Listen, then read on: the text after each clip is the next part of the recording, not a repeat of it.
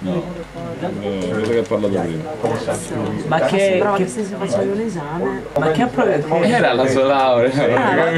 Ah, la sua laurea? E che cosa che ha fatto? Ha studiato un linguaggio informatico. Si chiama Popcorn Maker. È un progetto.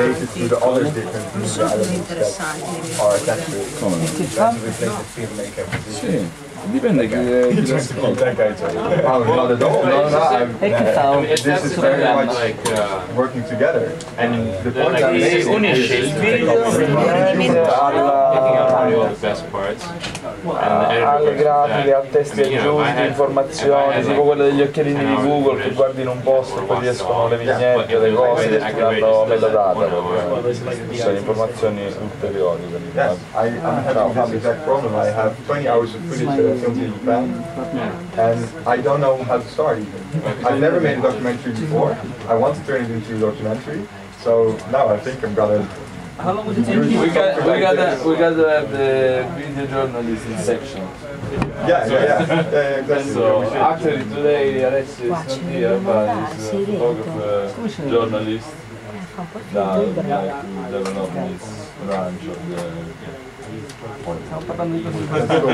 branch of the It's all relative.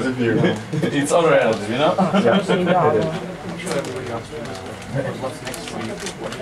Questa è la tua faccia, non so se with this research. Yeah, I want to turn it into a publication. Comunque qua which la mia invenzione viene fuori. Mi sono degli attrezzi. Poi gli ho detto a uno, ho parlato con uno, ho fatto possibile secondo me costruire questa cosa di termine. Poi ci sono un sacco di persone che vieni qua e mi aiutano. Ho fatto la mattina vengo qua. No, not with this. But I would like to continue working. I went to. No, a friend of mine introduced me to this last week. Yeah.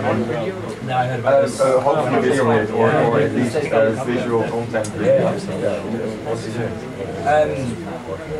What kind of, I mean, like, pretty much for the last 9 months I've been talking about film experience, production design, set design props, like, Well, I don't know, it's one of those, like, really... well, so yeah, but the whole point that I'm making is that computers can only do so much. So you'd have the production designer who's almost like an architect, right? Who like draft the image of this like, okay, well, so we're using the cognitive resources of people. Build it.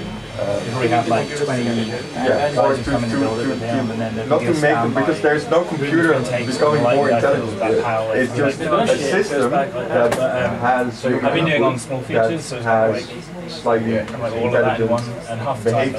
It acts intelligent because it can do the task of video filtering and configuration. Can you make this Well, once you use this as labels, then you can try to do the supervised learning again, and use labels as interesting knowledge, depends how much money they and do some kind of classification. But what is context like? There's a lot of work being done on on video interfaces and video just visual information retrieval, which is just the problem of we have this huge set of video or images for that matter. Can you make it look a bit more like a TV? They may or may not be correctly. Now finally the shot where a world leader is giving a speech, or a man and a woman are shaking hands. No, it's gonna... That's not usually data that is in a tag. You don't use tags to say, okay, just upload a video, let me tag this with man and woman shaking hands, or world leader. I might tag it with Obama. So there's lots of interesting research being done on how do you make things retrievable and how do you make things searchable.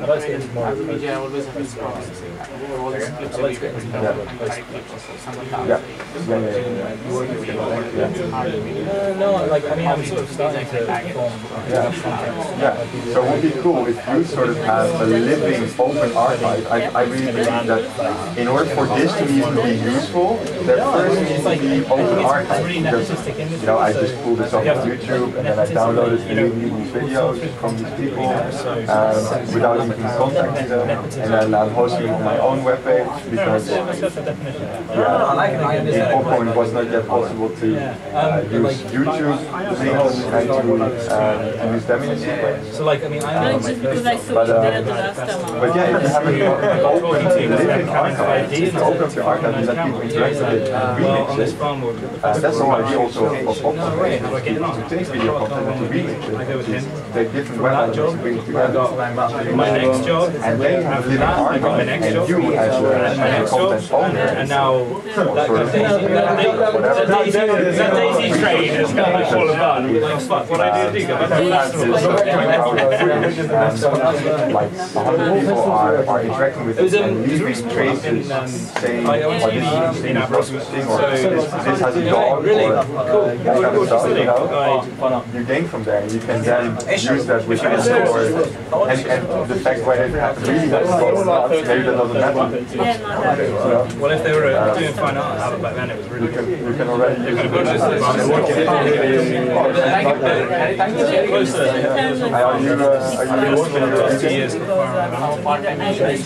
Really, really good. Like, I don't know, load of guys online who basically drag all their friends out and see it, and just quality of the music is amazing.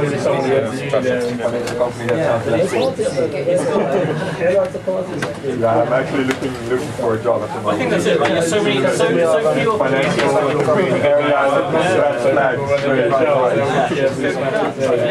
It's not like an issue. I know, yes. I've been looking to... I think it's supposed to be big customers. What do you guys do? You're no, maybe the best person. How's your site? It's £50 up front. I'm making yeah, I don't usually do, I mean this is on my portfolio on my website, but I don't usually get to give this presentation and job interview. But I don't know, like I've been taking it easily because I still have some money, so like I just do some part-time teaching at the moment, and I'm looking around. You said you're interested in like data mining from video or something like that? Guys, are you ready to start again? Sorry to interrupt. Media school, the other side.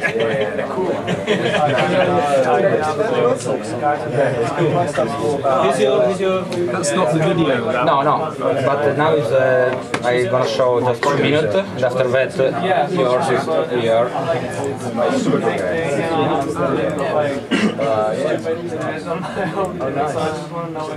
So I show 1 minute the video I was talking before. I'm Jacob. From Holland.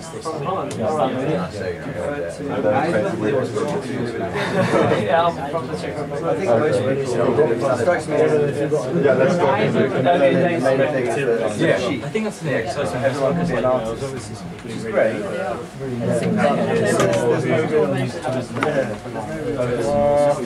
Carry on with this, or you can find it if you want? I mean, I can do it. Someone hit my chair, but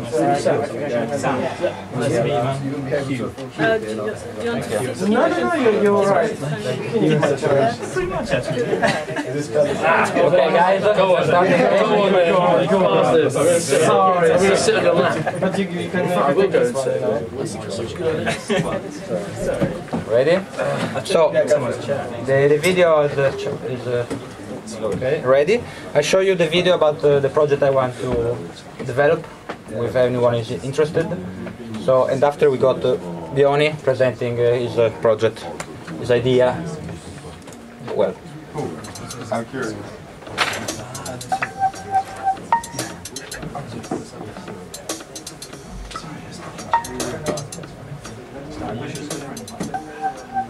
Our GBD toolkit is a workflow for making volumetric video. Okay, we are not lucky with this video tonight. We can skip over to. I tried too many times. You want to start talking before the video? Yeah, I'll play this in a bit. Hi everybody, my name's Andrew, and yeah, I'm excited to be part of the VideoHackSpace group, or whatever it's becoming. My project is to join VideoHackSpace, and when we all move to the new premises, is to basically set up a kind of video facilities company, because well, we're all not going to get jobs at Google, and in the meantime we need to think about how we can actually pay for a room at VideoHackSpace, because it's not going to be free. And one idea I had was to try and engage some sort of commercial operation which hopefully will even employ some people here. I'm trying to set it up as a kind of video cooperative workers sort of group, yeah. And one way how this group could earn money in the future is doing telecine and also standards conversion from old video formats to digital. Now, I've got quite a lot of equipment which I'm hoping to house in the new VideoHackSpace, and part of that is I've got 3 Super 8 projectors basically. Now, what's interesting about Super 8 transfer, or any film transfer these days, is that it's what you call a kind of back to the future project. What's been happening with film, Super 8 mainly, but also you could apply it to 16mm and other film formats, is that transferring film to video has been revolutionised due to LED lighting. So in the past it was very difficult to transfer film to video frame by frame, mainly because if you slow a film projector down it tends to burn a hole in the film, yeah. So if you replace the high density lighting within a film projector, either Super 8 or 16mm, with an LED bulb, it's a low heat bulb, and it means that you can actually project your projector back at 1 frame an hour if you want. Now the problem is that it doesn't allow to project onto a wall in a traditional sense using a film projector, but what it allows for is a transfer whereby the film projector has a camera on the end of the lens, and the projector literally just projects onto the image sensor of the camera. You take the lens off, yeah, and how it works is you use an Arduino to basically advance the projector on 1 frame, take a still of that frame using a digital camera, and then dump that frame into a folder.